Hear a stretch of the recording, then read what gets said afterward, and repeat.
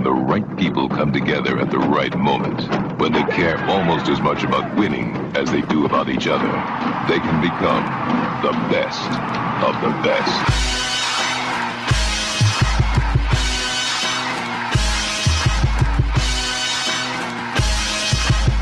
Welcome to the best soccer show, the best soccer show in the whole world. Here we go! It's the best soccer show. Jason Davis, Jared Dubois, talking soccer in America. Soccer? It's called soccer. Jared, I don't know if you know this. Like with a K in the middle? It's Sokkar. That's how you spell that. Is that his name, Boston? Or you would have an H at the end if it was Boston. You'd be like, it's soccer. You playing a soccer? I don't know. I'm not going to try my Boston accent today. Football is cooler, though, to say. Let's just Wait a second. Says who? Why? Wait. Cooler. What? No. You really think so? Sounds cooler? Yeah, soccer is a nonsense word. Okay, I guess that's true. It could be boxing. That could be the name of boxing as well, because you suck people. No. Oh, like, okay. It makes more sense. That's why they're the San Diego Sockers, Jared, because they sock it to you with their soccer. Right? I had never thought I'd hear it be a verb. All right. Well, you want to change it to football just tonight? Because, we're Americans. We have a football. I don't know if you knew that. We have another football. It doesn't really bother me. I don't either. I'm ambidextrous. Yeah, I'm bi. I'm bilingual as well when it comes to that word. I'm by Wordle. By Wordle? That's what that means. That's what that is. I'm by Wordle. I just did a show. Since you brought it up, you want to tell the people what you did? Do you want to tell the people? WNBC. I do a lot of things. WNBC. What'd you? I'm sorry. That was playing. You have to be more clear. I'm not sure. What did you do before the show? What did you bait me into? Peed? Oh, I said give me a number between 1 and 60. Uh-huh. And you gave me 36. I think I said 36. I'm 37. And then I told you to give it over or under that minute mark before you call me the wrong name. Yes, you the name which I will not repeat. You created a bet basically where I'm not, but you shouldn't have told me. Like you should have I don't stay any week and you make it 5 minutes. No, that's not true. I made it more than 5 minutes last week. Ask my wife. Yeah, minute man. Somebody who was here every week. Tell me how long I made it before I called him that other guy's name. Last week was really short, dude. I'm not gonna. It wasn't that short. I would think it was like. Okay, now you're making me feel inadequate, and I don't like it. I don't like feeling inadequate. 15 years calling me the right name. Is that how long it's been? Some other dude gets in your life for 6 months, and it's like I'm. You know what that says? Dog food over here. You know what it says? It says I never loved you. It kind of indicates I never loved. I mean, psychologically speaking, it's pretty obvious. No. Of course, that's not it at all. Dude. That's not it at all. It's like anything else. Like you've never used the wrong name in bed and had your wife be like, "Whoa." That's why I only say baby. We'll pull back the curtain a lot for just a second. Oh, is yours Poppy? Are you a talker? Of the two of us, I will be the one who talks. I don't know that I am a talker, but of the two of us, I will be the one who would do it. Yes. I could say the same, but I'm not sure that I measure up as a talker. In fact, I think I'm not at all. And then also there's not not a lot. It's peeled the curtain back further. Yes. This is important. Are you important soccer? We've already established you're bi soccer in terms of soccer and football. Yeah. Are you bilingual in bed? I'm bi. Do you feel comfortable? Do you feel comfortable No. speaking Spanish sexy? No. And if you do, does it sound kind of racist? Somebody tell me. Give me your most sexy line. Anybody else who has learned a second language, you tell me how this feels. Because I do think I come out, this is not just in the bedroom, okay? Let me come back to this, the bedroom thing. I find it hard to speak Spanish to my wife when something is serious. I find it very difficult. Because you can express yourself, or there's no way she takes you seriously? Well, there is an element of you don't feel completely yourself in your second language. Like it's just a thing. Like it's hard to really feel like yourself when you're speaking a language that you're still kind of working it out, right? And she's talked about this too. Like she's been bilingual for more than a decade. And but Spanish for her, is her first language, correct? and Spanish is her first language. So in bed, is she English or Spanish? There are okay. I'm gonna answer Connor directly. That You was said a very there's direct definitely question, by the way. a poppy getting thrown out in Jason's bedroom. Incorrect, sir. Oh. Incorrect. Some other dude's poppy. No. I have a nickname. My wife has a nickname for me. It's not dirty. She calls me Casper? Flacco. She calls me Flacco. No. Hey, that's inappropriate. That's. She call you? Damn, dog, that's inappropriate. Did she call you? Did she call you her shorty? I've been working some color. I'm not saying I'm tan or nothing. Like but I'm working some color. No, Red and white. she actually I don't think names are a thing, but she does have a word and a phrase. Safe. And if you have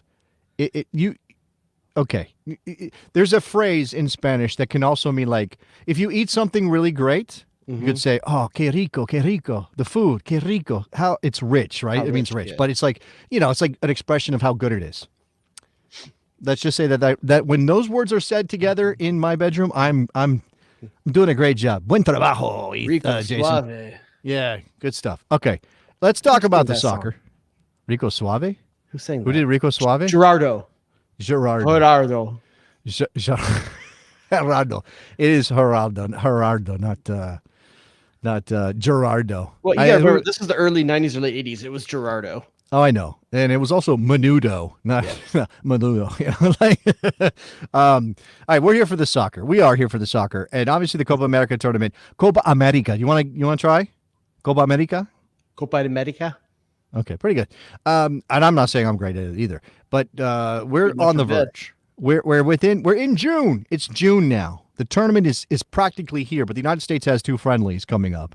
One this weekend against Brazil in D.C., and then next week against Colombia. Where's that game? Colombia. Where's that?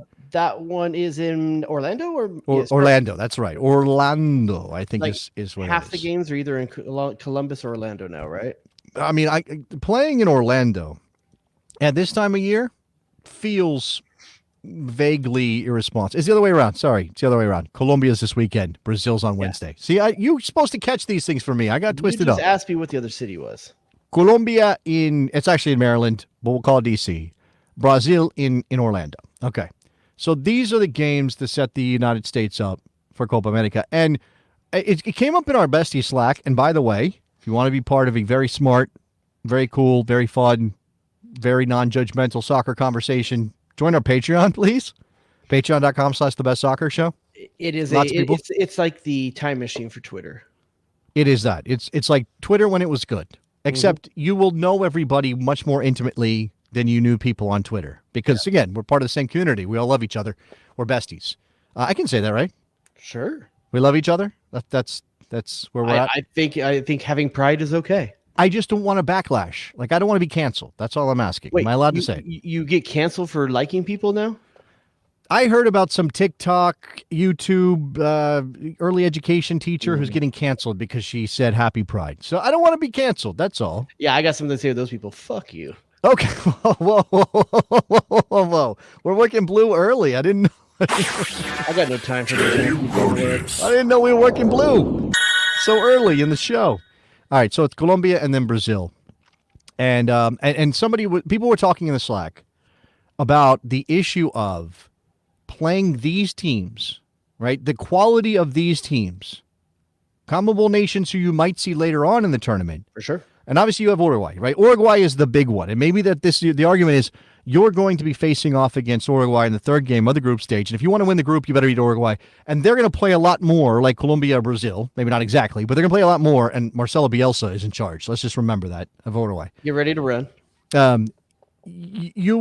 You play them maybe for that game, but you also you won't play teams like that in the first two matches because you have Panama and you have Bolivia. And the idea should be we will dictate terms against Panama and Bolivia, The right? Uruguay game shouldn't matter.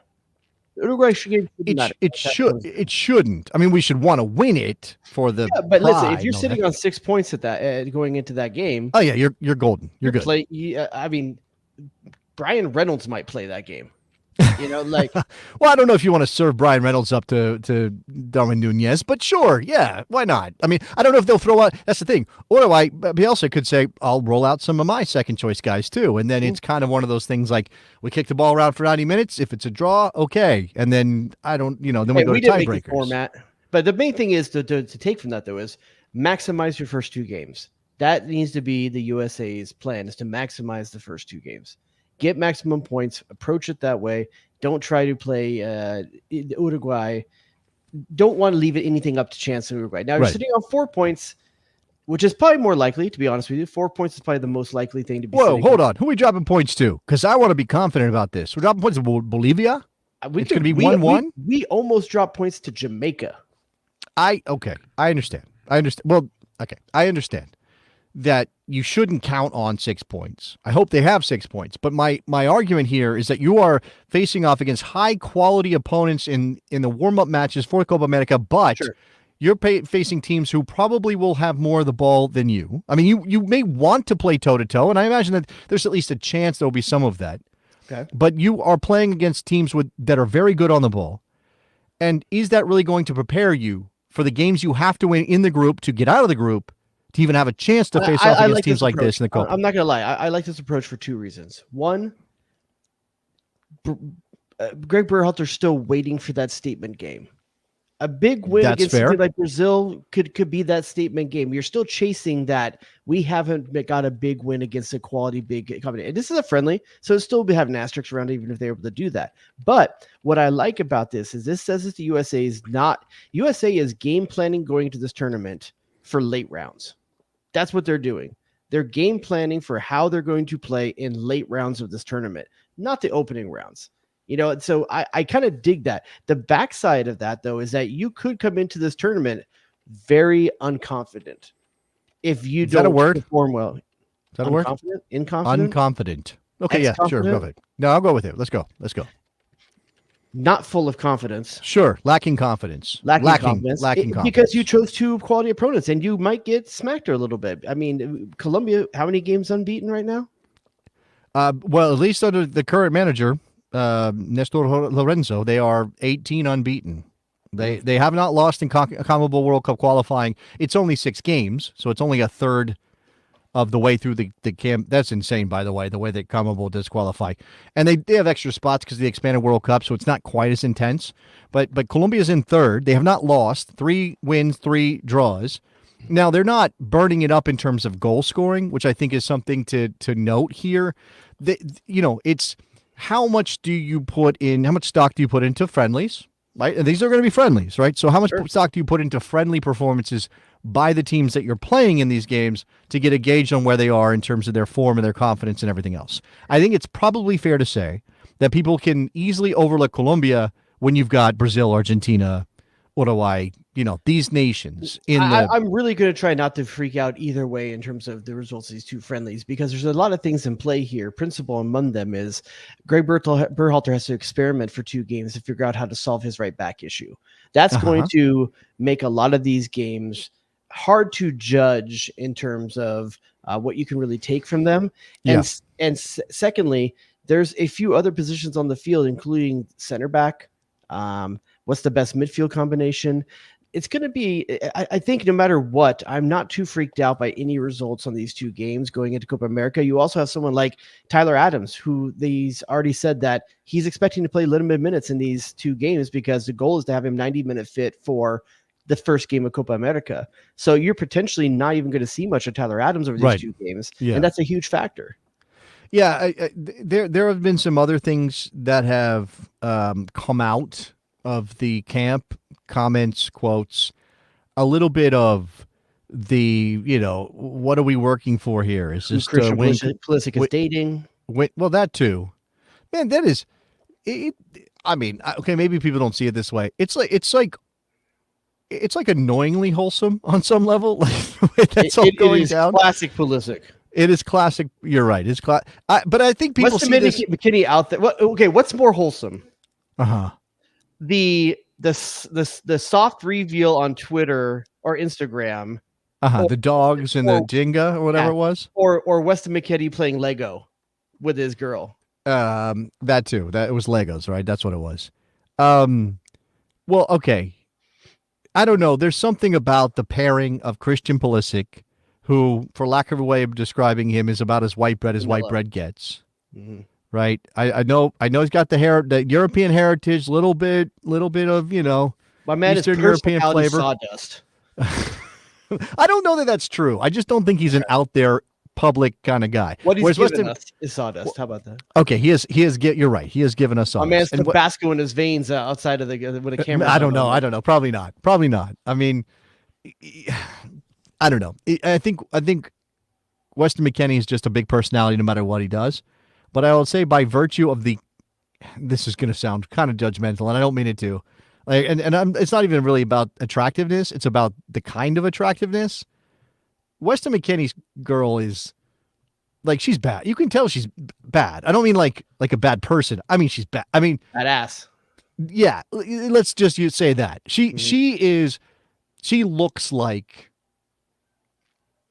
what she is. She's a model, right? She looks like what she is. And while if Christian Pulisic is dating this golfer, that's great, and she's an extremely attractive woman as well. It's a different kind of attractiveness. You know what I'm saying? Baddie. Connor, That's a good word, Connor. Baddie's a good word. Yeah, That's what I mean. I'll be honest with you. Weston McKinney's girl looks like trouble the second she walks in the room. Not to quote somebody, but Christian Pulisic's girl is like, oh, she's You want to go get a milkshake after this? Are you will you join us on the yacht later? We're gonna be playing. What's the game with the little? Oh my god, the balls that you little bread. Bocce balls? Bread. No. I can't remember the name of the stupid game. It's like a mallet, and you hit the balls through the croquet, or what we call it in my house, send ball. What? Oh, send ball. Every 4th of July, we play send ball at my house at my party, and the difference between croquet and send ball is in send ball you have to play one-handed because there has to be a drink required to be in your hand. I see. And then if you touch another person's ball with your ball, you get to move your ball, put your foot on it, and hit it as hard as you can and send their ball the other way. Yeah, I think that's not a thing in croquet. I don't know. I think that is an actual croquet. I'm glad you guys aren't out there playing lawn darts, old school style, with drinks in your hand. That's all I'm saying. I'm glad that's not happened to the Rodeo's household. Lots of like making incredible catches, leaping into the pool. At least I hope. Like, Dude, I'm doing the most roadiest thing ever next weekend. What's that? Oh, is the roadie Rita back in season? By the way, close, dude. The air conditioner went on for the first time today, so like it's close. The next weekend is the wine tasting / disc golf trip. Both things are going down. Okay, If you think there isn't a spreadsheet out there that I've created for the trip, you're wrong. Now, I understand that what you're saying about Christian Pulisic is that his personality is boring, and that's not necessarily a comment on his whiteness. But you trump everybody I know for the amount of white guy things you do. That's Come insane. on. You're doing wine tastings, and you're doing frisbee golf, and you're doing spreadsheets. No, I don't do frisbee golf. Yes, you do. Disc golf. You do frolf. That's what you're out there doing. You're out there doing frolf. You have no respect because once don't. again, I don't. I have another zero matter. You're a classic welcher because not only did you welch on your bet to shave your beard for losing a bet with Nikki Soup and Salad, you have never used the disc I sent you when you told me you would and go play. You have it right there. You mean this disc? That's one of them. I sent you a used putter. Or this disc? I sent you a disc medium origin, which is a mid. Or this disc. Which one? Which one of those discs? Is a fairway driver.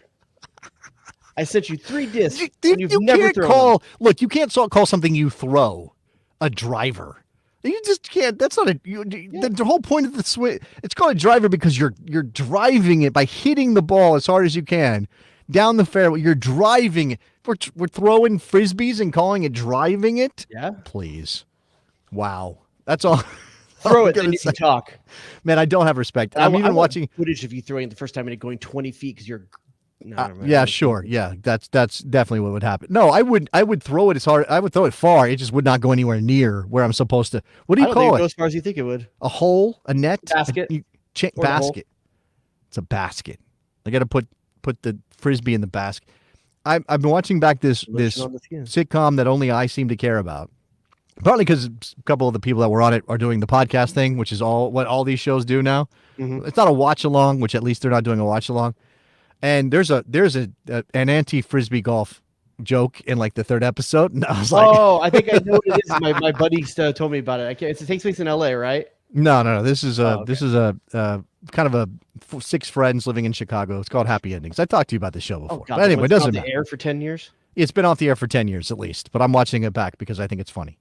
Anyway, we're talking about Copa, Everything. right? Talking about Copa. Somehow you mentioned Pulisic, and I went off on his girl posting. Well, look, I think it's wrong in any of these conversations to only focus on the U.S. men's national team as if that's the only factor. But friendlies make it hard to talk too much about what you're going to get out of the other team because there are things to work out here, and because for Berhalter he does have problems that he has to deal with, right? Like, Calm down, Greg. It's soccer. It's soccer. because of the right back situation, that has a knock-on effect. You mentioned Tyler already, probably not going to play all that much building up to the actual tournament. So we're already talking about taking one locked-in starter and saying, well, you're definitely not playing 180 minutes. You're probably not playing 90. Like, I would do you think bet he's not. do you think any striker on this center striker, do you think any center forward on this team gets more than 60 minutes in either of these games? Any center for Berhalter is annoying with that, though. Like, he has a tendency. I wouldn't be surprised if he did 45 minutes exactly for all four of the guys. I don't think so. Do you really think that's going to happen? I think he's got an idea of who he thinks is his first choice. By the way, he hasn't trimmed down yet, right? He's still running that. No, there's roster. one. I mean, again, we talked about it last week. Lots of people throwing comments out that it's going to be Tillman, that it's stupid. I'm sorry, Timmy Tillman. It's stupid to even talk about it. That's fine. Maybe it is. Sargent, his fitness was a thing. I'm not sure it is a thing anymore, so probably that's not a factor. If you think Berhalter's taking four center forwards, then you basically are saying there are three center forwards and Haji Wright, who is more versatile and can play in a couple spots. And you could argue that for Sargent too, but I think it's right. He's talked about already being a winger, right? Or filling a wing role. So in terms of what you're getting out of these games, I think Berhalter is going to treat them as much as meaningful matches as he can, which is what he tends to do. Like he does not. This is what Connor said. But he Berhalter doesn't get does the not option make this subs. time. What? He doesn't get the What? option this time. He has to mess around.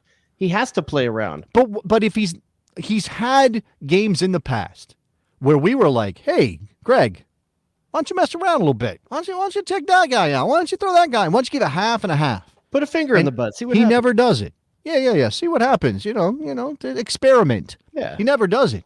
He never does it the way we want him to do it. The dude And I hates say the we, butt. I mean everybody in American soccer, every fan that that this team has. So I don't think that I'm But not maybe betting for on him, that. what we've seen. Well, maybe for him, what we've seen is the experimentation. Maybe that's how risk averse he is that these small little things he does are the actual experimentation for him. So let's again. I want to make sure that we are considering what the other team is going to bring to the table, right? And I don't, again, because it's friendlies recently, and you look at their record in CONMEBOL, and you can judge that. If you look at, say, Colombia's 1-0 win over Spain back in March in a friendly, right? This is a friendly.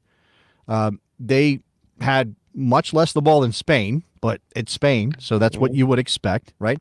James came off the bench. I think there is a general school of thought that James is a starter still in this team, that he was starting a hole, for lack of a better way of describing it. Obviously, Luis Diaz is going to be in the lineup every time he's healthy. But they're Right. not scoring, though. They're not scoring a ton of goals, but they are obviously effective in the way that they play because they're not getting beat either. So is this a good 1-2 punch then with these two games? Because against Colombia, you could argue that the U.S. is going to be asked to break down a defense, to break down a very good defense. Yeah. And whereas Brazil, you're going to have to practice a style where I you're would gonna not have the be ball. shocked. I would not be shocked if Colombia is a 1-0 win for Colombia.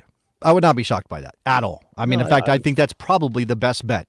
I want the U.S. to score, and I think, if you say, what does your brain think is going to happen, it's probably 1-0 Colombia. If you ask me, what do you want to happen within man, reason? The U.S. is the classic streak breakers. We broke Spain's streak.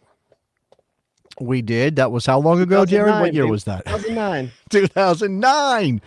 Man, the world was a different place back in 2009. I can't remember how Anyway. many games they had been on at that point. It was a lot, though. They hadn't lost in 2 years Yeah. at that point. until they came up against the US of A, baby. Yeah, look, you worry about Diaz because of what he can do in space. He's also a very good presser of the ball from an attacking position, right? I think that's what you worry about. I think they have some talented defenders that normally you would be thinking about as guys that are going to be tough to play against. Okay, for example, you have Jerry Mina, formerly of Everton, formerly at Barcelona for a brief period of time, currently playing for Cagliari at this point, joined that team in February. Cagliari. He was at Fiorentina briefly before that. 100 games at Everton. So a player who's got some pedigree, some quality, history, but is on the older side of this. Mojica, one of their fullbacks, is playing at Osasuna. He is did Pulisic get 100 games at 31. What'd you say? Did Pulisic get 100 games at Chelsea? Did he get 100 games? If you played every game for 3 years, you'd get 100 games. He didn't play every game, but was he there for more than 3 years? Pulisic, I think it was 3 and a. What do you think? 65? 65 appearances for them, you think? That seems low. It feels low? Because there's injuries. Yeah. 98, according to this. 98. Does that put a different thought on Mina for you when you think that Pulisic had almost 100 good games for Chelsea? Yeah, no, I'm not saying that Jerry Mina is like some world beater. I'm just saying he's a quality defender who's played in some top level leagues. We know that what James can do on his best day. It's all about orchestrating for James at this point, right? He's not going to be an athletic weapon. Yeah. But it's going to be a player who can dictate things. He's incredible. He can pick a pass. He obviously can hit a shot. I don't think he can create his own shot like he used to. No, definitely not. But and obviously for the United States, the question is how do you make it hard on James Rodriguez? They have other players that can beat you. And if you say double James or something, do you leave space for Diaz? Are you putting yourself in a difficult position? Again, we're assuming Diaz will play in this game. I think he probably will. They've got John Duran, who went from Chicago over to England and Aston Villa. Luis Sinisterra, who we know from Leeds, is obviously in this team as well. So, there are some attacking weapons. I think there's an understanding in midfield that works for them. I think they've got some veteran players who certainly know how to mix it up. They're a CONMEBOL team, so they're going to get feisty. Yeah, I was wondering about that. Do you deny Colombia the wings and force them to the middle so that way you don't get that wide service to James, or do you allow them the middle and then force them to have to break you down in combination? I think a lot of this is going to be a question of who wants the ball. And if the United States is, if the United States is on their best, I don't expect this to look like the U.S. is overmatched against Colombia. Is what I'm saying. Right? I'm not saying. But after watching these last two CONCACAF games, these last 2 days, I'm starting to get a little bit nervous. Yeah. Oh, by the way, Fatma says 145 appearances for Pulisic at Chelsea. I guess that includes Champions League, FA Cup. Everything, everything. Look, again, and Orius Tosh is saying this Colombia team is lacking talent despite their form. Yeah, that's what I'm saying. There are a couple of players, but none of them are standouts. If you play well together. No, that's the thing. I think they are greater than some of their parts in terms of their form right now. It goes back to what Bruce Arena just said on Kicking It the other day that people have talked about, where he said the 2002 team beats this 2024 team. And it's not because it's that the 2024 doesn't have vast more talent. It's because they know how to play together. USA's probably never put a better chemistry team out there than the 2002 team. Right. I think that is fair. And I think there is something that's one thing we're chasing as a country is how do we package what we used to have with a bunch of guys who were strivers and hadn't reached any significant level. How do we take that and put it in the bodies of these players who are at the Champions League level in a lot of cases, or playing at high levels, playing the Premier League? To these kids, all they know, they think Grindr's an app. Am I supposed to credit you for something? Like, do you need validation on that one? Is that, hey, what a current reference from Mr. Dubois. I just knocked him out of the park. I just want someone else to count how many. Okay. Yeah, sure. I think that was warning track power, if you want to be honest about it. I think we did that. Okay. So look, again, this is an interesting one because there's no way that you would look at this Colombian team and say they are vastly more talented than the United States. They have a high level performing attacking player in Diaz. They have a classic sort of 10 player who's past his prime in James Rodriguez, and then Yeah, guys that are good but beatable, right? So again, if they're playing well as a team, then that's the question for the United States: is how do you deal with that? So I don't know what is your expectation for My that game? And expectation is that we see an experimental right back. I think I would like to see the Tim Weah. you I want think- it to be Weah. Well, here's the thing, because Sinister often plays on the left side. If he's starting, that's a ton of speed.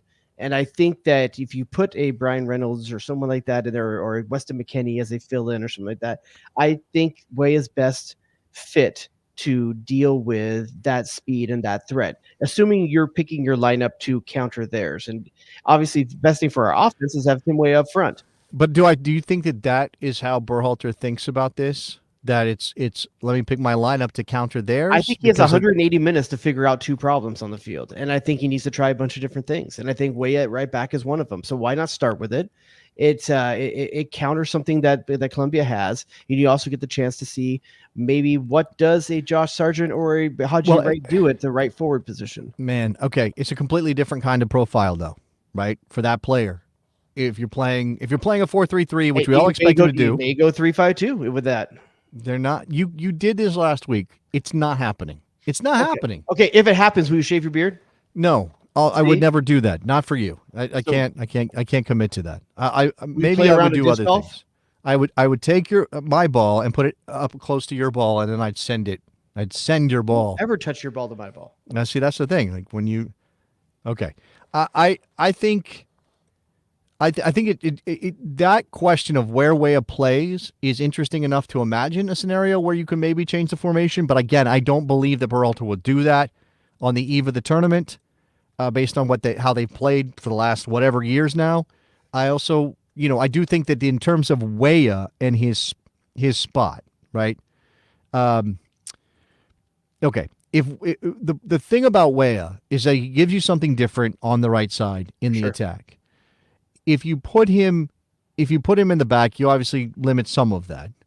And then you're asking him to try to figure out how to play with whoever's on the right. Now I imagine that if it's Sargent or Wright, they'll be more inclined to cut inside. Yeah. But then you're sort of dependent on your width coming from your fullbacks on both sides of the field, depending on how that goes. And again, who do you want where? We're normally on the right hand side. Way is wide and Des is the one cutting in. Usually, Dest is kind of messing around in that half space, and then Way is playing off of him. I'll say this: if you're going to experiment in the Colombia game with Tim Weah at right back, I think that's also the game where you try to get Tyler Adams 45 minutes, because it's really important to see if you're going to have Weah getting free license to go forward. Yeah. You want to see if Tyler Adams is up to covering that space. Right. Well, so what's the other option? If it's not Tim Weah, Joe Skelly and super missionary. Okay. You mean like he has a mission and he's very focused on his as mission. in the boring way to have sex. No. Okay. See that again. You asked me to clarify. I was down keeping it vague. I gave you a chance to I give you a chance to be normal, and you chose to pass. I'm sorry. I mean missionary, like You don't really think- weird dudes in white shirts that go to Mexico. You don't think there's another option? Because I will point out, and I know that the other option were Reynolds. No, a guy who has deputized there at one point in the fairly recent future, and has shown a versatility to play in a number of positions because he's smart, because he's good on the ball, and that's Weston McKennie. Now, the problem with that is the knock-on effect is you take your best two-way midfielder out of the midfield, and now you've got to replace him. Is he better than Musa at that? Better than Two-way midfielder? Weston McKennie is a better two-way midfielder than Musa, yes. Okay. Because Musa's one-dimensional with the ball, and Weston can do a number of things with the ball. I'm not saying he's the better defender. server of the ball for sure. I think Weston's definitely a better server of the ball than Musa. I'm not saying that he's a better defender than Musa necessarily, but I think overall, like if you're talking about what's his score for each one of the various things you ask a two-way midfielder to do. I'll say this: I think that move makes sense in terms of you only have one guy that can do what Weah does on the field. There isn't another person out there that can do what he does out there on the field. Not the way he does it. Yeah, not in this lineup, at least, not in this squad. In Weston McKennie, you have a number of serviceable backups that can do similar things. In a Yunus Musa, what's the drop off? That's the question. What's the drop off? Right? I think the drop offs are more easily covered for in midfield. then yeah, because there's three people all playing together that are covering that. Whereas Right, but- Weah, if the drop off from Weah to someone playing that position other than him, they're on an island up there. Okay, I'll say this. So Nate is saying that Weston can be replaced by Luka. I like Luka. I think his passive can be. I don't think his defensive. Well, so this is the thing, right? So if you have Tyler Adams on the field, you know that he is going to be an out-and-out defensive midfielder, right? You're not asking him to do a bunch of things with the ball. You're asking him to be safe with the ball, to get it to people who can do better things with it, and maybe hit a hammer if he's 30 yards out and nobody's closing him down. Sure, let's do it. But if you don't have him, then you are asking other players to handle defensive responsibilities. Now, if you want to go like for like, just throw Johnny Cardoso in there, it'll be just like Tyler is in there. That's not true. That's not going to happen. The issue with Luka for Weston, and what we got, Reyna on the field. We're all imagining that's Reyna. the part I was going to go for, because if Reyna is on the field, then that question is more easily answered, and it's a Musa moved into that position. Luka is a good passer of the ball, but I don't think he's not a dynamic player the way that Weston is. So you're asking a lot. I'm not saying he can't handle it in certain circumstances, but if you were in the Copa America semifinals against a comparable power, do you want Luca de la Torre? I'm not saying that we're not even there yet, but do you want Luca de la Torre as part of that three-man midfield? Knowing that Gio's not going to do a lot of defensive work, knowing that Gio's not going to come back, Gio's not going to pick up the ball at midfield.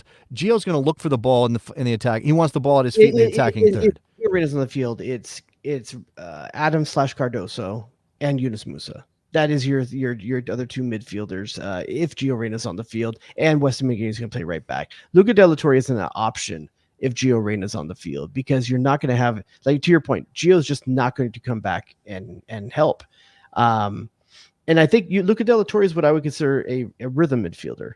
He really is. He's a metronome. He's give the ball up, get the ball back, get the ball up, get the ball back. And he's very much in that old Spanish style, like from the early 2000s. His heat map is going to be, a little bit either side of the midfield stripe. And as a Galaxy supporter, I'll make this connection. He's very similar to Gaston Brugman, in that he is a complementary piece that you give the ball and you're gonna get it right back. It's like playing with a wall.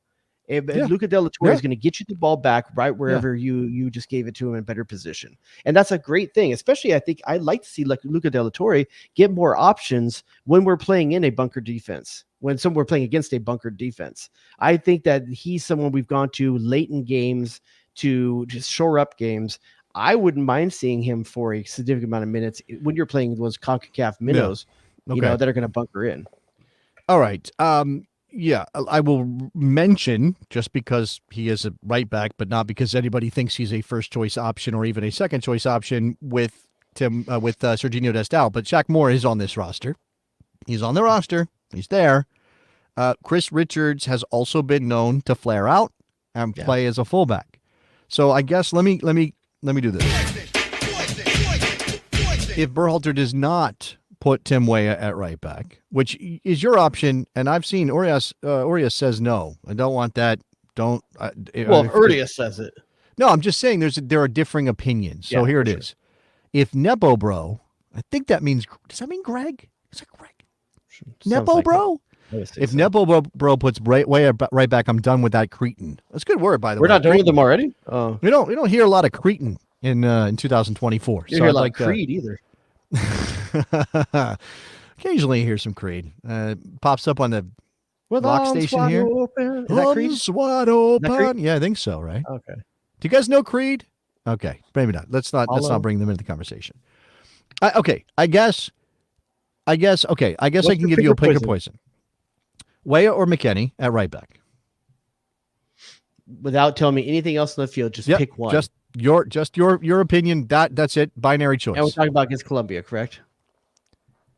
Yes. I mean, I think that we're talking about setting up the tournament. I would say Weah against Colombia. Weah against Colombia. And here's why. I wouldn't do it against Brazil. I don't think that's the right move. I would rather see Weston McKennie against Brazil. But against Colombia, it makes sense defensively. And I think it's important to see it at least once before Copa America happens. And so if you're going to do it, I would choose the Colombia game. So for the Colombia game, I would say Weah. If it was Brazil, I would say McKennie. Okay, so then the knock-on effect is that you need a new right-sided forward. So is your right-sided forward Haji Wright or Josh Sargent? I'm gonna throw something out there. If you have Way at right back, Yes. you could run an Adams, Musa, McKennie midfield and put Gio Reyna in that position. I don't think that the utility is high enough for Gio at that spot. And I don't think that's where you want. I don't think you want him seeing the field tilted that way. Okay. I think you want him seeing the field in front of him. And he is the most effective he can be when he sees the field in front of him. Now, if you were to give him license to drift wherever he wants to drift, okay, you just got to worry about like sharing space and that being an issue. I mean, then I think Balogun- I would put Josh Sargent in that position, and here's why.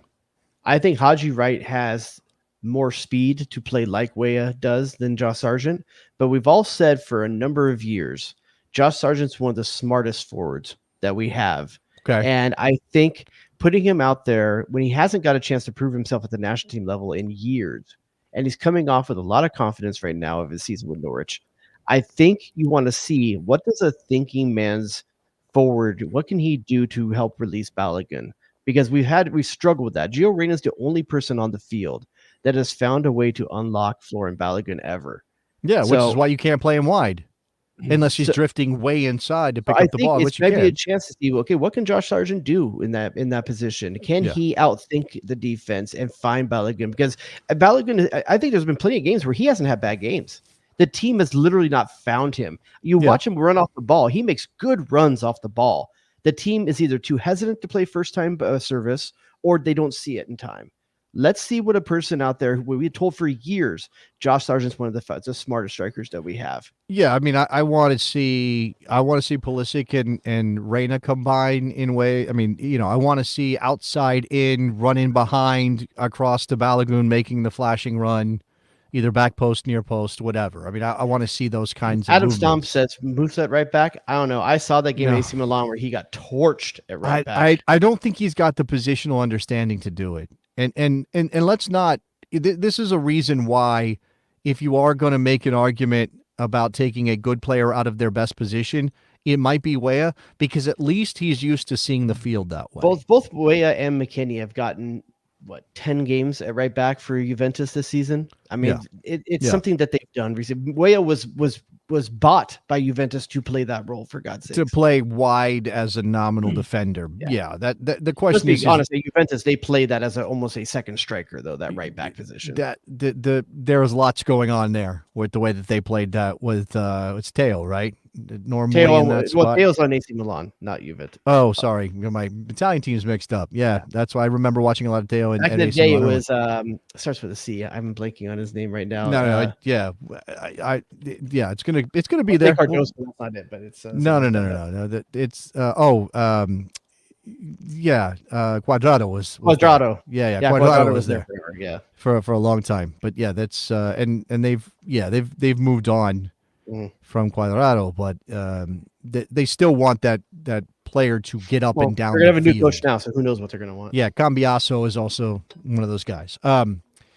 So yeah, I think in terms of seeing the field and understanding just sort of how that plays on that side of the field, right? I think Weah makes a lot of sense in that regard. That doesn't make me feel good about replacing him, but there's that. So let's imagine a scenario in which he goes with Scally, right? Scally's the right back because he's the one who plays that position, because he whatever. I mean, I don't know how you want to talk about that. He is a Bundesliga proven right back that is pragmatic and going to be defense first. So it's just a matter of I would rather see that against Brazil if I was going to see, kind of like with the same rationale I said with McKennie. If you're going to see Joe Scally in one of these two games at a starting position, I'd like to see it against Brazil, because I don't know if I trust either Winston McKennie or Timothy Weah not to get caught up at times and get countered on. Can you imagine Vinny Jr. coming back the other way? Can you imagine Vinny Jr. being defended by Scally? Like that's. I mean, if you get some help, you're not asking Joe Scally to in a foot race though. Like to cover. Maybe that's the argument for Weah. I don't know. There's nobody. I mean, if Tyler Adams is 100% healthy and in the right spot when Vinny Jr. finds space, then I can imagine Tyler at least getting close enough to help close him down or slow him down, right? That I can imagine. On the other side of the field, Jenny Robinson, I think, could match up well with him, but I think that you would isolate him on their left-hand side. Well, so let's talk just very briefly. Let's talk about Brazil, because we probably won't be able to do a show before that game next Wednesday. Now, again, their CONMEBOL World Cup qualifying has not been as good as Colombia's. They're in 6th right now. They went through a 3-game losing streak. They lost to Uruguay. They lost to Colombia. They lost to Argentina. This is all last year. Champions League, though. What'd you say? Half their team just won the Champions League. Yeah, well, that's the thing. That's the thing. You look at Colombia and you look at their form and you're like, how exactly? That's as Oria said. That's not a great team on paper. That talent-wise, this isn't what we expect from Colombia. Brazil has the talent. I mean, Neymar's out, but I don't think anybody's really crying over that right now. But you see down the list, right? You're talking about Vinicius Jr., who might win the Ballon d'Or, depending on how Copa plays out. Gabriel Martinelli, Arsenal, Lucas Paquetá. By the way, Paquetá cleared despite the fact that he's been accused of betting and picking up intentional yellow cards to win bets. Rodrigo, who just won the Champions League. Rafinha, who's at Barcelona. Endrick, who is the 17-year-old on his way to Real Madrid, who has scored in both of their last 2 friendly victories, or friendly games. I think they drew 3-3 with Spain, but they beat England. Endrick scored in both those games. Everybody sees him as the next up generationally. Pereira, Douglas Luiz, Bruno Guimaraes. These are, top-level not world-class players, but top-level players in a very good league. Pereira at Fulham, Douglas Luiz. By the way, Douglas Luiz mentioned as a swap option for Weston at Juventus. I don't know if you saw that. I did see that. The valuations are different. I don't know what that's about. But if Douglas Luiz went the other way, I'd feel much better about Weston going to Aston Villa. Well, right now, Aston Villa is one of the teams that's earmarked for potentially have to reduce wages or be penalized. Yeah, things are wild over there. So they're looking to make deals for similar players that could cost them less. Let's imagine those. Is it 16? But Aston Villa is a team you'd love to see Weston McKennie go to, right? They should get together and do like a block yard sale. You know how like sometimes you got to combine your powers to get more people out to buy your old stuff. Sell and trade. Yeah, it's a swap meet. Just make it a swap meet out there. Also exchange of soccer players. Then I remember vividly having a garage sale one time, and my 8th grade algebra teacher showed up because that's what she did on the weekends. And I was terrified. It's like, well, I don't want to see my 8th grade algebra. I don't want to see my algebra teacher and my parents, my house, looking through my parents' old blenders or whatever we're selling. Come on. Estevao missing, Casemiro missing. That's worth pointing out. Casemiro is no miss for Brazil right now. Oh, you think? You think that's he's dropped off that much? He's dropped off that much. He was incredible at Real Madrid. Come on. He was incredible when he was 3 years younger. It's all right. What is he now? 36? In the back, let's see. Danilo, Marquinhos, Gabriel, Arsenal, obviously. Militao from the European champions. Who does? What? Casemiro, 32. I thought he was older.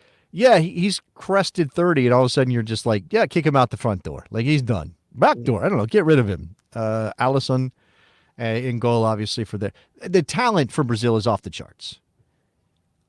I don't know how I expect that game to go. Should I be negative and believe, if they hold on for dear life and say lose 2-1, I should be ecstatic about that game, or no? I don't know if he should be ecstatic by anything other than a 3-0 win. I mean, it's both teams are going to be trying stuff. I don't know that you're going to see Brazil put a lot of minutes on guys like Vini Jr. and like Rodrigo, who just were playing Champions League final 5 days ago. I don't know if you're going to see him put a lot of minutes on them. They may not start either of those games. That's fair. That being said, it's next man up for Brazil, and that's still probably better than any person that's starting for the U.S. Yeah, that's the thing. Again, what I'm most excited to see in a game like this is that we didn't get the chance to play a Brazil in the World Cup. We played England, but we've always matched up well with England because there's something mentally there that the U.S. can contextualize in their head. Right. So we didn't play a Brazil. I'm excited to see what this team 2 years on, with the amount of top level league play on some of these players' backs, how do they rise up to playing the side of the result aside? How do they look? Do they have the ability to play 1 and 2 touch possession style? Do they look confident? Do they Yes. look like they think they can play with Brazil? More than the first 10 minutes. This team is fantastic at looking confident for 10 minutes right out the gates. Whatever Berhalter says to them as they come out in the tunnel, this team comes out and puts out 10 minutes that have quality play constantly. And at some point, they catch a jab to the chin and they wilt. And I want to see if they're ready to put that personality behind them. Look, if you let Glass Joe get a couple shots in, he can rock you. But as soon as you pop him one, he's done. He's just not the same guy anymore. But people remember Mike Tyson's punch out. You got to hit Pitbull in the stomach, and then a ball bull in the stomach. Ball bull in the stomach on the charge, and then he does the short charge. Yeah, right. And then you got to Soda Popinski does that big sweeping uppercut. Right? Is that they're more Don Flamenco though? Who is what? Brazil. They're more Don Flamenco. They're more Don Flamenco. Yeah, I guess so. I guess a lot of flash. Style. You're saying they don't have power? I guess he's more Argentina. He probably is actually Argentina. No, Don Flamenco is definitely Spanish in the game. Yeah, he's Spanish in the game. Okay. I don't think there's any South American representation in that game. I think it's all Europe and then you don't know what we're talking about right now. Great Tiger. He's from India. Is he supposed to be from India? I think he's from India. Yeah. This is Mike Tyson's punch out we're talking about. Now, while the U.S. men's national team has these 2 games against comparable opponents that will give us some sense of what they might do in the Copa America, and I know, again, there's some discussion about quotes, building to 2026. I don't like it either. Like, please just say we want to win this tournament. Just say it. You can say it. It's okay. Even if you don't know that you can, say it out loud. Like, this is one of those things. Like, you look like a fool, but say it. No, that's not right. Therapist will you have to speak it into existence. We talk about that all the time. Like, you have to imagine it's possible before you can even let yourself believe. Say you can win this tournament, or say you want to win this tournament. Just say that for us, okay? Just say that for us. Say that for the people. We got 10 minutes left. Can we talk Emma Hayes for a sec? Okay, so the U.S. This is what I was going to say. The U.S. men, couple of games, we're going to judge them very harshly with these 2 matchups. Whereas the U.S. women's national team with the new head coach, look, it's one opponent. They've beaten them twice, but they look good. Are we loving it right now? We're loving it right now. Oh, I am loving it. I'm loving Emma Hayes right now. But here's the thing. How much of this is Emma Hayes having the luck that Mal Swanson's back? Right. That's true. Like, I mean, I think most coaches, I don't think we would have had the same World Cup if Mal Swanson. Now, she's just not a one-person Band-Aid for everything that's wrong in U.S. soccer. But she was at the same time here. Yeah. The fact comes out on Saturday and scores 2 goals. Yeah, the fact that Vlatko didn't have her changed their World Cup dramatically. But what I like about Emma Hayes, she's giving a ton of chances to a ton of players. And despite the amount of overhaul between these 2 games, the U.S. didn't see a drop-off during those 2 games. That's true. They didn't go from one great performance to like energy levels dropping and whatever. Same team, we're playing them again. No, and she got a goal for a 16-year-old.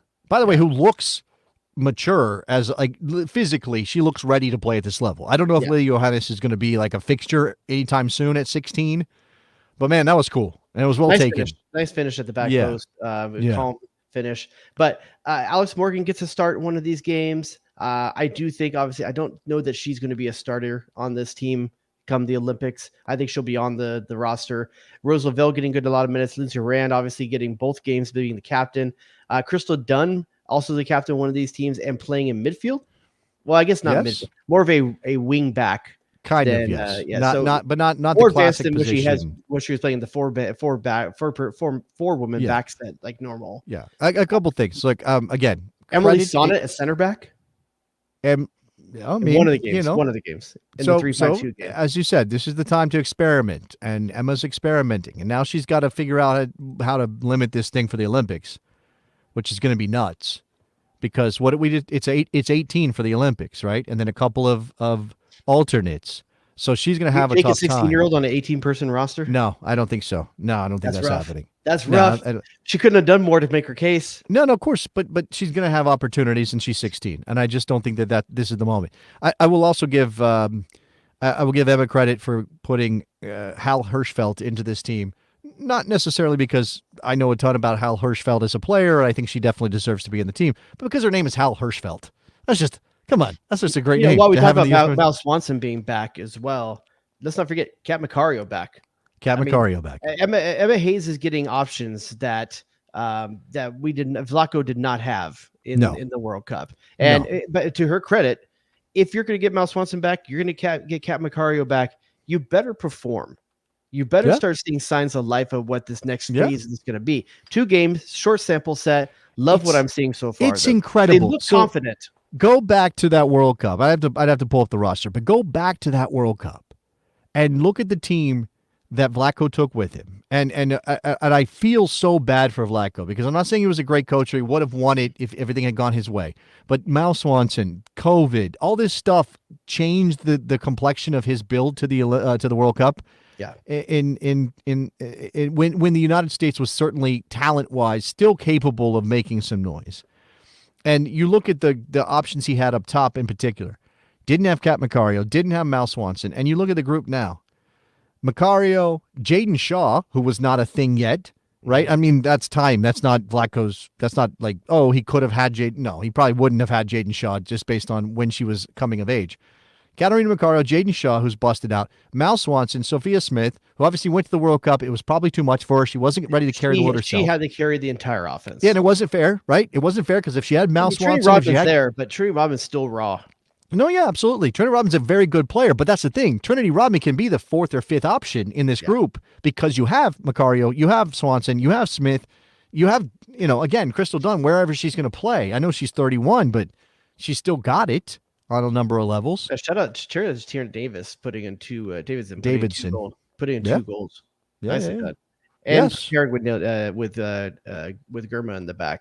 Could be the pairing for the future right there. Oh, I think Germa's locked in, right? For sure, Germa. Locked in, 100%. So excited for the U.S. Women's national team.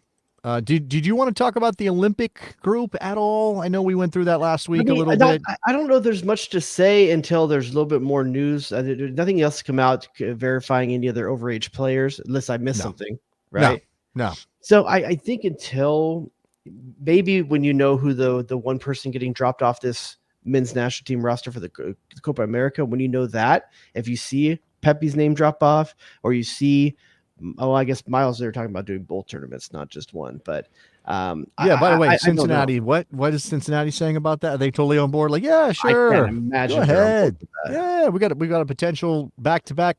Miami's going to win the league anyway. Yeah. Go ahead and take him. No, come on. That's yeah. Man, 5 games without Messi. Is that what it's going to be? Yeah. I mean, that's the thing. Everybody's going to get hit by this stuff. It's going to hit Miami particularly hard. Since we're talking MLS, there are 2 openings in Major League Soccer. I mean, there are 2. You could argue for some of them are kind of in waiting, but obviously Nashville fired Gary Smith, and Atlanta fired Gonzalo Pineda, and probably about time on Pineda. Yeah. Smith, I'm a little surprised by Smith. I'm not saying he played good he's soccer. He's had 2 good seasons, and they were always playing a style that was.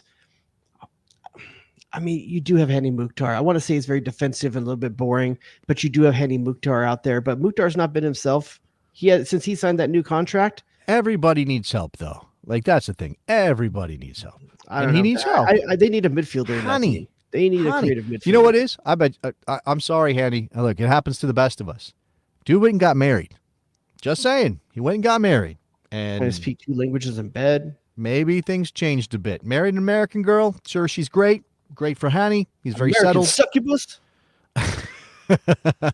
Yeah, sure. And we didn't even get citizenship out of it. He should be going to Copa America. What the hell? Yeah, man. I mean, we got to fast track that stuff. Lucho Acosta, where's he at? Mukhtar be in this 27-man roster? Yes, I think so. I mean, he can play wide, right? Yes, he can play wide. Because I mean, right now you definitely like. Oh, we don't have Dest. Okay, Tim, you can play right back. We'll throw Hedy Mukhtar in there. See what happens. Yeah, I was thinking Lucho Acosta because there have been those stories out, and nothing new. That's an adult Gio Reyna. That's an adult Gio Reyna. It's a half size. Can we talk about? Okay, hold on. Okay. Here we go. So, okay, I guess Gio Reyna is more of an adult than we think. We did Christian Pulisic. How did we not go to this one when that was? That's happening? A good question. I don't know. It's a weird one. Okay, it's a weird one. I don't like judging. I don't like judging. This is rough because I'm sure the dude's in love. Okay, for people that don't know, Gio Reyna put a ring on it. He put a ring on it. He's not married yet, but he put a ring on it. My man put a ring on it at 21, 22? Oh yeah, he's still a youngin. 22. He's still 22. a youngin, that Gio. Like he's. Has there ever been a kid? And Yeah. God, this feels so insensitive saying this. Has there ever been a kid that's needed a life coach more? He's 21 till November, by the way. You think Is he needs a he- life coach? You think he needs Look, a life coach? Choices this kid makes. Can I say something without it getting real weird in here? Huh. He needs a dad that doesn't fuck up his life. Man. Here's the thing. My man saw his dad meet his love of his life probably at 21 years old, and they're Yes. still here together today. More Yeah. power to you. My parents met at 16. And they spent their whole life together. You know? Aw. So listen, there's a time in probably both of our lives that we thought the person we met at 19 or 20 years old was going to be the person for the rest of our lives. Do any of us think that Gio Reyna is a complete young man yet? No. Look, again, And listen, he's a grown ass man. Do what you want to do. he can do whatever he wants. He can But- do whatever he wants. Dude, I will point out, and this has come up again in the Besties Slack, Besties Patreon at patreon.com/thebestsoccershow to get access.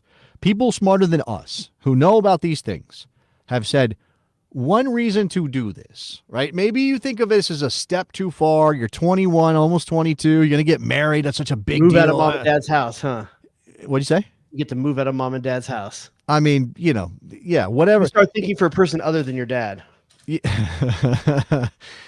Somebody has pointed out that when you live abroad, it is so much easier to bring your partner with you when you are married.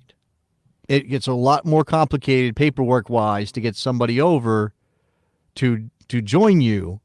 And if he's put it on a pedestal, which we've all done it. We've all done it.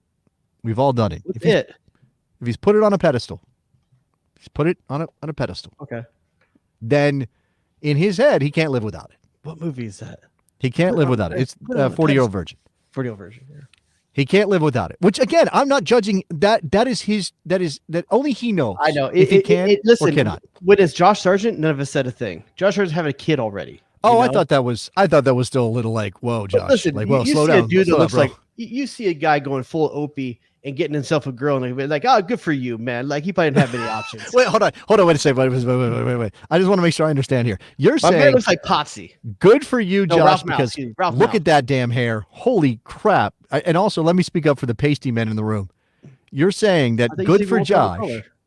but damn it, Gio, you're tall, dark, and handsome. What are you doing here? I Like, just what are you doing? my thing about Gio is I just feel like he doesn't need another freaking distraction and variable in his life right now. The dude needs some fucking Okay, consistency. but you could argue, and I'll let Trooper say what Trooper said in the chat here. Easier to not have a partner while living abroad and just sample the local talent, but you do you, Gio. Is it not potentially more distracting to live that life than it is to have a consistent partner who is going to be there for you, support you? You go home every night after training. If you're frustrated, like Gio Reyna might tend to be frustrated because he's not playing. At least Listen, I'm hasn't going to change recently. my mind on this. I am 100% in Gio getting married camp if she is not the one that told him to go to Nottingham Forest. What? Okay, well, there's that. But what? Is she what from the about? neighborhood? Is she from Nottingham? No, she's American. She's from Connecticut. She's from Connecticut. What if? Draws. What if? And I'm just spitballing here. Okay. What if this is the reason it's been going bad for Gio? He missed her that much. It was really hard for him. Can you imagine? What the if he was mother- staying the- up late and training poorly because he got to be on the phone with his girl back in the States? But can you imagine Zoom call or probably FaceTime. after the I don't know. the What year the, is it? the mother-son dance? Do you think she can even pull Gio Reyna away from his mother after that? Oh my dance? God, dude. Let's At the not wedding. get Oedipal over here. What are we doing? Jay Rodius. I mean, let's not get into mom issues. I'm just saying. Why, Let's leave close to home. Let's leave. Yeah, probably. Yeah. I'm not gonna- what? I mean, not the smothering Have you seen her part. the last 7 days? Not the smothering part. The just difficult. Let's just say it's difficult. Okay. I don't know. I'm gonna look for the silver lining. Maybe part of the reason he's been in the wilderness and he's been lost is because this was a thing that was in his head all the time. Right? Maybe it just was a thing. Now, and somebody mentioned this earlier. Oh, here it is, Jackie. And I noticed this too. I remember when Josh Sargent hit a absolute slump and was just playing the crappiest soccer he'd ever played at Norwich. And then I found out he had just had a kid. And I was like, oh, my dude's not sleeping. He is not. There's no sleep happening in Josh Sargent's house. And he's going to training. Agree that Gio doesn't need to have a kid right now. That's what I'm saying. Gio, wait. Bro, you can wait. Just do it later. Wait. Please. Have deliver on the field, then you can deliver in the hospital. Yeah. I mean, do whatever you need to do with your relationship. Now you have a partner there. Hopefully she'll find something to, something interesting for her to do when she's living abroad with you. I mean, Dortmund, I guess. What'd you say? In Dortmund, I guess. Is it Dortmund? Is it Dortmund? This kid, no one on the U.S. national team needs to have a stronger Copa America than Gio Reyna. Probably true. Maybe Matt Turner, but Matt, yeah, that's I think that's a fair statement. Can we just have a goalkeeper that's good? I think Maddie might be playing some championship soccer. Maddie might be playing for the Revs. No, it's not going back. It's not happening yet. No, not yet. Even Zach Steffen held on for a little while before. Can we start calling him Maddie Baseball? Can we call him Matty Baseball? If you want to call him Matty Baseball, we can call him Matty Baseball. I think it rolls off the tongue well. Matty Baseball. Matty Baseball. Yeah. All right. Again, I don't know if there's any other MLS topics to get into, if that's necessary right now. Good. I mean, there's a couple of rumors. Oh, Columbus got wrecked and had diarrhea. Well, I thought you're going to talk about the front office moves. I thought that's what you're talking about. But... Oh, well, also, it looks like Bezbachenko's bouncing to go take over a multi-club conglomerate. So what do you think? Do you believe in the food poisoning kind of aspect of that? Do I believe they had the diarrheas in Mexico? Absolutely, I believe they had the diarrheas in Mexico. Though? I think it's impossible for it not to, but I don't think it's necessarily an excuse. Okay. But I mean, who I know when teams go out there, they take precautions. Like who was in charge of that at the Columbus Crew? This fly is with the your thing. own team to cook things sometimes. This is the thing. I would have flown in my own food, bottled water, and told my players don't touch anything here. And it's not like if you ever watched Mexico. behind the scenes stuff with U.S. national team when they travel, do you see how many pallets they roll with out of these planes? Look, it's a ton of stuff. I've watched enough alone to understand how to boil some water. Let's get down to it, right? Survival skills, people. Yeah. Learn a little bit. Go to a survival school. Make a gill net. Yeah, you make one of those things, and then make a shelter, and then make another shelter because that first shelter was only temporary, and you've got to dig a hole in the ground for the real shelter because you're going to be there for just me. Did you feel for 3 months? You feel that Clint Dempsey could do alone and probably be okay? Yeah.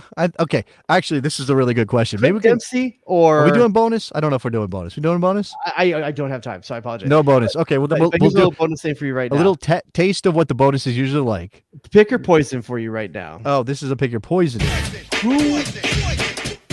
Who makes it farther in alone? Clint Dempsey or Marcus Hanneman? Ooh. I think it's Dempsey. I mean, Dempsey's got the fishing skills on. Who is the great point. Outdoorsman? Who would be? So I think alone is obviously what you know, but it's also what's in your head, right? And I think Dempsey's got a rack of kids, so he would be missing his kids. Yeah, that is true. That's usually what gets him. Is that I always tell my wife, "Don't take a picture. Everyone don't take a picture. Don't take a picture. They're allowed to take one picture. Out of sight." Out of mind. You're right. Don't. Dempsey's got 8 anchors attached. He's got a rack of kids. Yeah. Historically speaking, who would do the best? I know. On a loan from the U.S. men's national team. Just has team? the right look to him. Kind of crazy. Jeff Agus. Okay, you're going deep. I'm going deep. Can you bring it? Can you bring it forward for the younger people? I'll bring it forward. Okay. Yeah, another option. Man, there's not a lot of grown-ass men with the national team anymore. That's the problem. I know one, but I just don't think he would cut it because I think he's a little too Jermaine Jones. Jermaine Jones? Oh, that grew up in Germany, man. He got no life skills out there. Oh, wait, you think they don't have outdoorsman things in Germany? What is this? The U.S. where the whole world, our whole country is an outdoors. Well, you don't have mountains in Germany. What the hell? Jermaine Jones wearing camouflage when he's off the field? Well, you don't have to wear camo to be an outdoorsman, but to be a survivalist. But okay, I get it. Man, I'm trying to think now. Damn, I know don't what? have a good one. I bet you Tim Ream has some of those skills. Tim Ream might have some. He might. He's from what? St. Louis. St. Louis. I mean, that doesn't mean he's not. Yeah, I'm trying to think, I'm trying man. to think there's some dude from like Alabama. We got anyone from like What? Hold on. Alabama? Do you? I've Josh just on Wolf and pure. Mathis were both from Hold like on. Arkansas or something, right? Mathis Or is from Georgia. Georgia. Sorry. Josh Wolf is from Mississippi. Or no, Josh Wolf. I don't know where Josh Wolf from. I think they're from I'm the same thinking place, or they go to the same college. maybe they're both from Georgia. Walker Zimmerman and Sean Johnson are both also from Georgia, but they're from. I bet you Tim Howard might have some of these skills. See, this is where I'm at. Thank you to No Name and Jackie. That is the right answer. God damn. I think it's Breck Shea, and for a couple reasons. One, again, it's the mental game. The mental game, people. Like I think Breck could do something. Like we know he knows how block to use a himself. shotgun. And I don't know about his skills necessarily, but I think he would have ingenuity and he would figure. And Breck would be eating some stuff nobody else would think to eat. Yeah. Yeah. That's what would happen. He'll eat the guts. Yeah. He'll find some grubs in bark or something and be like, yeah, that's dinner right there. What's up? You think you can That's skin a bear? Yes. I'm not. What Breck Shea could do anything. What are you talking about? Breck Shea can do anything. Couldn't He's play wrestled past gators. 29. Wait, has he wrestled gators? Or am I making that up? He's playing in the TST right now. He caught a snake. It's the same thing as wrestling a Isn't gator, he on catching the a snake. Pat McAfee. Yeah, I team? saw some feisty By the video way, of him. By the Hell way, of a service from Pat McAfee. Did you see that goal today? no, I didn't. I haven't watched any TST. Beautiful goal from Pat McAfee's serves. McAfee. People get mad at you. Sorry, McAfee. Sorry. Serves a beautiful right-footed cross. I think it's to Mike Grella, who does a crane kick volley. I mean, if you get a chance, Wow. right now, just search Pat McAfee. Yes, it's McAfee. McAfee. Yeah. Search him and the TST and see this goal. I mean, it's legit. I had to look up. Does he have experience playing soccer? It turns out he played at Virginia and had to make the choice to do football. But I guess he played collegiately, I think, at Virginia. Yeah, he's a guy. I mean, But I would have thought he's the Barstool guy, right? He's one of the Barstool guys. he was attached to Barstool briefly, but I would have think thought he's he'd be always anti-soccer, so I was surprised to see that. no. He's always kind of been his own thing. No, yeah, I don't think he's anti-soccer. I see. Okay, I'm seeing this like. All right. I see it. Okay, Come I on, see it. dude. Don't act like you're not I see impressed. it. For a Yeah, I see TST it. goal, Yeah, I see it. Yeah, was it Mike Grella? Was it Mike Grella? I think it was. I can't. They went right to McAfee for like all the plaudits, like the goal wasn't kicked by someone else. Yeah, it was Mike Grella. Mike Grella, who's Grella. only a couple years removed from his career, so he's obviously got talent. Okay, Best albino player ever in MLS. did he go to West Virginia or go to UVA? I'm not sure. Okay, I didn't you're know not who up he on your was Pat today. I didn't know who he was McAfee. till today. Yeah, I see Mike Grella went on Galasso to talk about his The goal. only, at the only TSC. thing I know about Barstool Sports is I love the pizza show that Dave Portnoy does on YouTube. Other than that, I don't care about it at all. We don't need to get into it. Reviews? No, we're not doing that. I'm not talking Dude, about it's what's on fantastic. YouTube. I don't watch YouTube. I don't That's watch it the like problem, dude. You need to watch more YouTube. that. Not anymore. No. But Best okay. content is on YouTube. I watch our show, which is what everybody should do. Please like Which and is on subscribe. what? The best soccer show. What? Which is on what? Yeah, no, as I said, I watch it on YouTube. I watch our show. That's please like and subscribe the show. Subscribe via your podcast catcher of choice. I know I'm not trying to denigrate YouTube. I know there's lots of great content. I'm just joking with Jared because he's always talking about watching YouTube, and I like Get the I like- YouTube Premium, so no commercials. I like you getting we're all worked up about I don't do the stuff you do. I don't play frisbee golf. Oh my god. Anyway. Anything else, Do Mr. something. Dubois? Huh? What? Do something other than run. Boring. Okay. I run. I chased down a 3. I took my 3-year-old and kicked the ball around. Little Put a disc in that kid's hand. no. Disc. I want him to have zero future. I want him to be like Simon Lazach signed a $10 million 10-year deal. stoned wearing Birkenstocks and I don't even know. A Yeah, you're pet right. Keep him bird out or of something. it. It's starting to be all churchies, not hippies anymore. So you don't want to be in that. Oh, is it really? Has it got? Because it was like a fun church sport. Like It's kids moved to the do. right. Is what Oh, you're I telling can't me? stand. It's a bunch of like Oh no, virgins. They've been put God into your frisbee golf, and it's For sure. There's a freaking guy that wears a hat that says Disc Disciples. Ah! Professional. One of the best players in the world. Ah! It kills me, dude. My sport used to be about smoking weed and listening to the Grateful Dead, which I hate both things. But still, at least I could like think that I don't smoke or drink or listen to Grateful Dead, but I love me some Frisbee. Come If on, your man. solo is more than 4 minutes long, I mean, no, thank you. Jam bands. Let's talk Yeah, I about can't do them that. later. We'll rank jam bands on a bonus show one day. Jam bands we barely ever heard. I've heard a little bit of Grateful Dead and a little bit of Fish. That's it. That's all I got. That's the only two I know. Yeah, I was jam band adjacent for a while. Anyway, any other business? Jerry, That's it. Mr. Dubois. We won't No, have a show that's next it? week. No, we will be absent I'll be next on my way to week. Paso. Yeah, you're going to Paso Robles. I'm getting ready for my trip to Puerto Rico. We'll be working on the schedule. Stay tuned for all of that. We will talk to you soon. Bye.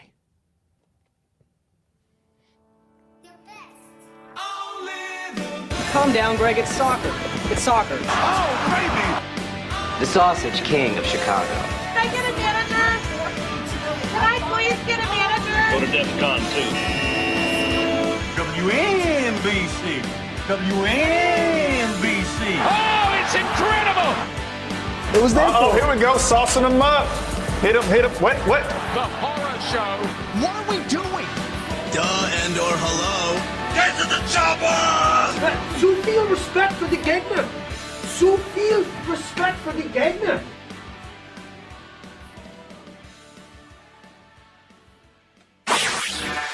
Jay Rodius.